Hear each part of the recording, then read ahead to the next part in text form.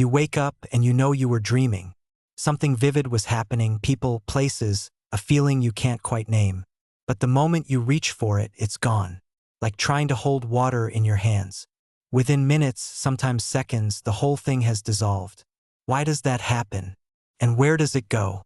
Most dreaming happens during REM sleep, rapid eye movement sleep. Your brain during REM is almost as active as when you're awake. Your eyes dart behind closed lids.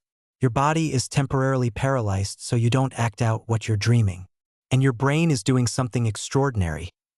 Replaying, connecting, and processing the experiences of your day. Here's the key. Memory formation requires a chemical called noradrenaline.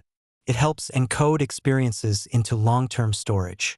But during REM sleep, noradrenaline production almost completely shuts off. Your brain is dreaming in a chemical environment where memories simply cannot be properly written down.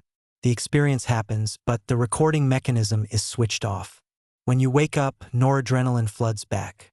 But it takes a few minutes. In that window, that brief gap between dreaming and full wakefulness, whatever you don't consciously hold onto starts to fade.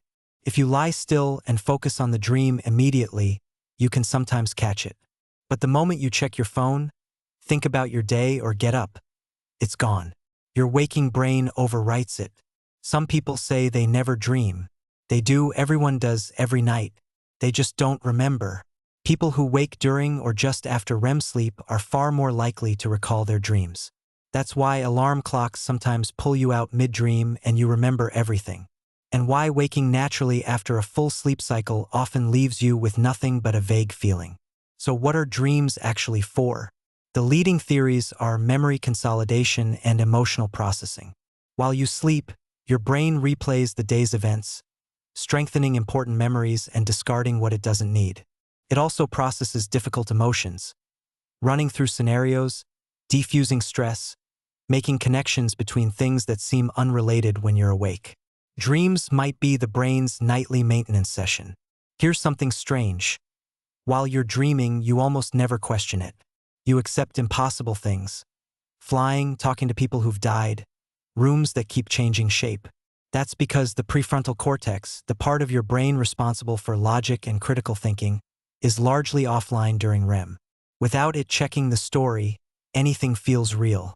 The dream doesn't need to make sense because the sense checker is asleep. If you want to remember your dreams, there's one method that actually works. Keep a journal by your bed and write immediately upon waking, before you do anything else. Even just a few words. The act of writing forces your brain to hold the memory long enough to encode it. Over time, people who do this consistently find they remember more and more. You're training your brain to pay attention to the transition. Here's the final thought. Maybe forgetting your dreams isn't a failure. Maybe it's the design. Your brain processes what it needs to process, files what it needs to file, and then lets the rest dissolve, so you wake up clear, not cluttered with every strange story your sleeping mind invented. The dream did its job. You just weren't supposed to keep the receipt.